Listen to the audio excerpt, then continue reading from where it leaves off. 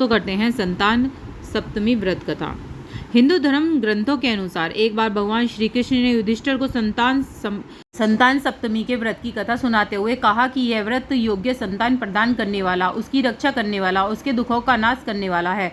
ऋषि लोमेश ने इस व्रत के विधान को मां देवकी को बताया था। भगवान श्री कृष्ण ने युधिष्ठिर को संतान सप्तमी की व्रत की कथा सुनाते हुए कहा कि हे धर्मराज, मैं आपका संतान सप्तमी के व्रत की कथा सुनाता हूँ, आप ध्यान से सुने। बहुत समय पहले अयोध्या नगरी पर एक राजा नहुस का राज था। वो बहुत ही प्रतापी और न्यायप्रिय राजा थे। उनकी रानी चंद्रमुखी बहुत ही सुंदर, सुशील, धर्मपरायण स्त्री थी। उनके राजा एक विष्णुदत्त नामक ब्राह्मण अपनी भ्राय रूपवती के साथ निवास करता था। रानी चंद्रमुखी और ब्राह्मणी रूपवती में बहुत अनुराग था। वो दोनों काफी समय तक एक दूसरे के साथ बिताती थी। एक दिन वे दोनों सरयू नदी में स्नान करने के लिए गईं। उस दिन संतान सप्तमी थी। उन्होंने देखा कि स्त्रियां बहुत वहां पर स्नान करके महापार्वती और भगवान शिव की प्रतिमा बनाकर विधि पूर्वक पूजा अर्चना कर रही हैं। तब वह दोनों ने उन स्त्रियों से पूजा अर्चना के विषय में पूछा तो उन स्त्रियों ने कहा कि हे रानी, हम सुख सौभाग्य और संतान देने वाली संतान सप्तमी का व्रत कर रहे हैं। इसमें हम भगवान शिव और माता पार्वती की पूजा अर्चना करके भगवान शिव को धागा बांधकर जीवन भर यह व्रत करने का संकल्प कर रही हैं। इस प्रकार इन स्त्रियों ने उसको यह व्रत विधि पूर्वक बताया।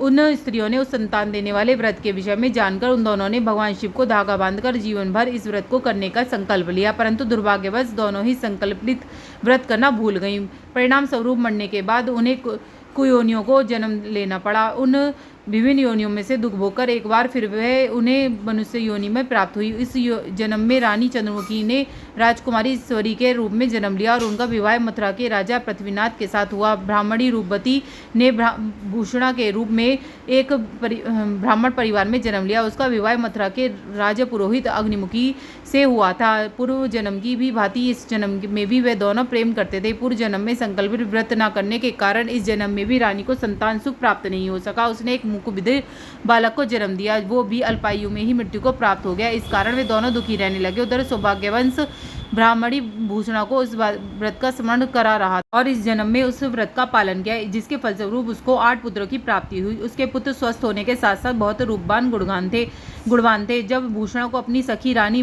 ईश्वरी के मुखबधिर पुत्र की मृत्यु का पता चला तो वो रानी को सहानुभूति देने के लिए उससे मिलने गई। मृत्यु के शोक के कारण रानी के हृदय में अपनी सहेलिया भूषणा के प्रति ईर्ष्या उत्पन्न हो गई। रानी ईश्वरी ने भूषणा के पुत्रों को मारने की इच्छा से उन्हें भोजन के लिए बुलाया। उन्हें भोजन में विष देकर मारने का प्रयास किया, किंतु उस व्रत के प्रभाव से भूषणा के पुत्रों पर उस विष का कोई प्रभाव नहीं हुआ। यह देखकर रानी ईश्वरी क्रोध ऐश्वर्या के मारे जल उठी और उसने सेवकों को आदेश दिया कि वे भूषणा के पुत्रों को यमुना जी में गहरे पानी में फेंक दे, परंतु इस बार भी उस व्रत के प्रभाव से बालकों पर बाल भी बाका ना हुआ और वो सुरक्षित रहे। इतना सब कुछ होने पर भी बाद भी रानी ईश्वरी को सब्र नहीं हुआ। उसने भूषणा के पुत्रों को मारने के लिए जल्लादों को आदेश दे दिया। सेवक उन्हें जल्लादों के पास ले गए, किंतु यहाँ भी माता पार्वती और भगवान शिव ने भूषणा के पुत्रों की रक्षा की और उन्हीं के कृपा से इस बार भी पूर्ण रूप से सुरक्षित रहे। तब यह बात रानी को पता चली तो उसे आभास हुआ कि हो ना हो यह कोई ईश्वरीय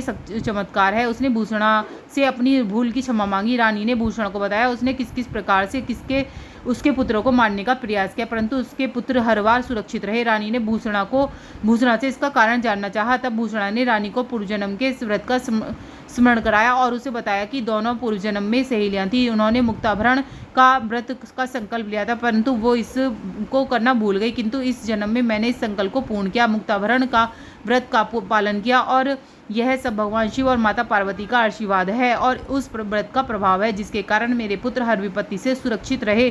भूषणा से यह सब कुछ जानकर रानी ईश्वरी को भी इस व्रत का श्रवण हो गया और रानी ने विधि विधान के साथ मुक्ताभरण का व्रत करना प्रारंभ कर दिया। इस व्रत के प्रभाव से रानी को भी स्वस्थ सुंदर पुत्र की प्राप्ति हुई। तभी से स्त्रियां संतान की रक्षा के लिए इस व्रत को करने लगी।